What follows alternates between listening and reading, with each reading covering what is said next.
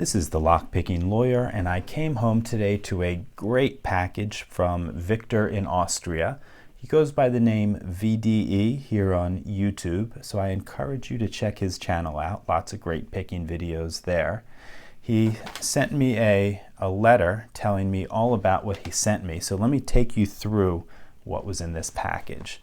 First thing, we have a Society Brass challenge lock that Victor pinned up for me, so looking forward to digging into this. Another challenge lock. Victor says he does not remember who sent this to him. Totally unbranded and a keyway I don't recognize, but if you are the one who made this, shoot me a private message. I'd love to know who it is. Next we have a GG P Extra. I've tried one of these before, branded All Good. And they're tricky little locks, so I'm looking forward to digging into this one. Then we have a GG Standard, again, not a, doesn't look like that much, just a standard Yale keyway, 6 pins full of spools, but looks like we've got some great bidding on this, and these locks are harder than you might think. I believe they also have some countermilling in there. Next we have a EVVA FPS. And Victor had no way of knowing this, but I am a huge fan of EVVA locks. Ever since I got my first one, an EVVA ALS that has that great little insert in the core to change the key profile halfway through, I have been hooked on their products. Then we have an AGB. This is a dimple lock. It says made in Italy on the key. Never heard of that, but looking forward to digging in.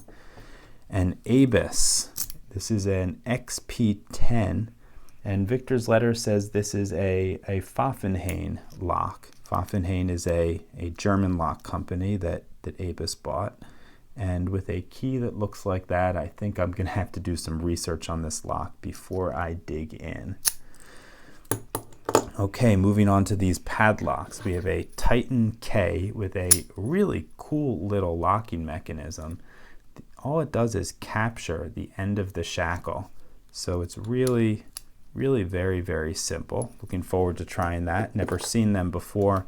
And then a Zenith 45 with a severe reverse Yale style keyway. Finally, 2 picks, and these are probably the nicest picks I've ever had my hands on. These were requested by Victor and custom made by Mad Bob.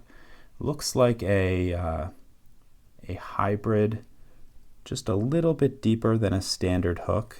Very, very thin profile, great for navigating difficult warding. Looks like full tang all the way down these wooden handles. The lock or the metal material goes all the way down, secured probably by these 3, I guess they're dowels going through there. And even though the profiles are the same, the thicknesses are not. Looks like this is a 32 thousandths and this is a 25 thousandths. So thank you very much, Victor, for all of this. We're gonna have to pick one of these locks to choose, and because I like EVVAs so much, that's what we're gonna have to dig into.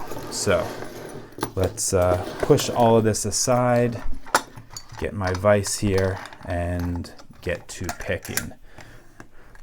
It's bad. We're almost 4 minutes into the video and I haven't picked up a pick yet to open a lock. Come on. Okay, there we go. Let's get this in frame a little bit better.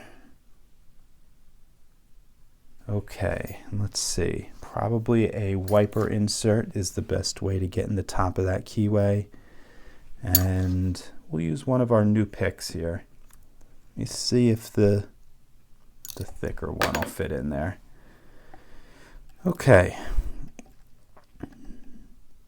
Nothing out of 1. Okay, nice click out of 2. 3's loose. 4. Got a nice click out of 4. Couple little clicks out of 5. Back to 1. Nothing there. Click out of 2. Nothing on 3. Nothing on 4, nothing on 5. Okay, hit 1 again, went to a nice deep false set, nothing on 2. Counter rotation on 3, And I'm hitting the warning, this pick is not deep enough. Let me get something else. Oh. Well, this will definitely be deep enough. That's one of the Sparrow's really deep hooks. I think that was 3 we were working on. Let me see, 1, 2. Okay, 3.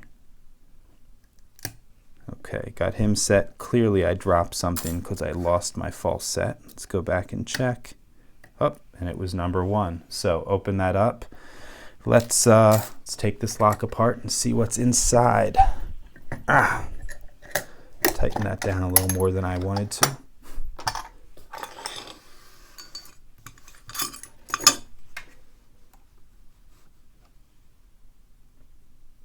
Okay, let's see how we get this apart. Nice little clip. I can lock it back up because I do have a key.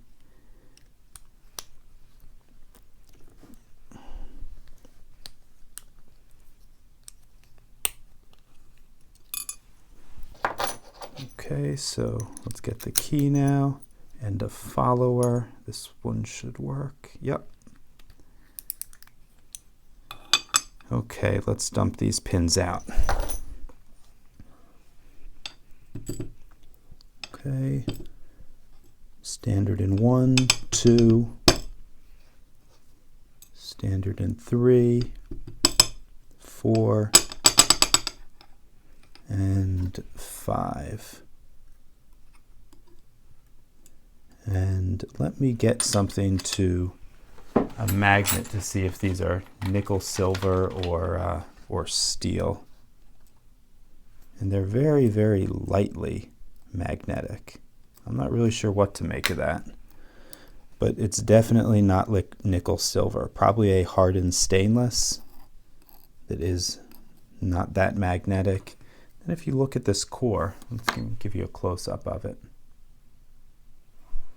We have a hard plate right here, not coming out easily. It might be crimped in, and that is to prevent drilling the pin stack. Okay, let's take a look at the driver pins. At least a couple spools in here. Okay, 1 is standard, 2 is standard, 3 is a very long spool, probably the longest one I've ever seen. 4 is a spool, and 5 is a spool. Okay. Let me give you a close-up of this. Okay, so in our EVVA FPS, we have 4 standard key pins. Driver pins 1 and 2 are standard, and then we have extraordinarily long spools in slots 3, 4, and 5. Looking over at the core, nothing terribly unusual. We do have some drill protection, and then probably the main defense to this lock is the keyway. Very paracentric. It takes a little bit of doing to get in there, but if you're familiar with the technique in my video number 82, you should know that this is not that hard to navigate. So that's all I have for you on the EVVA FPS. Victor, thanks for this great package. It's hours of fun, I'm sure, ahead of me. To everyone else, if you have any questions or comments, please put them below. If you like this video and would like to see more like it, please subscribe. And as always, have a nice day. Thank you.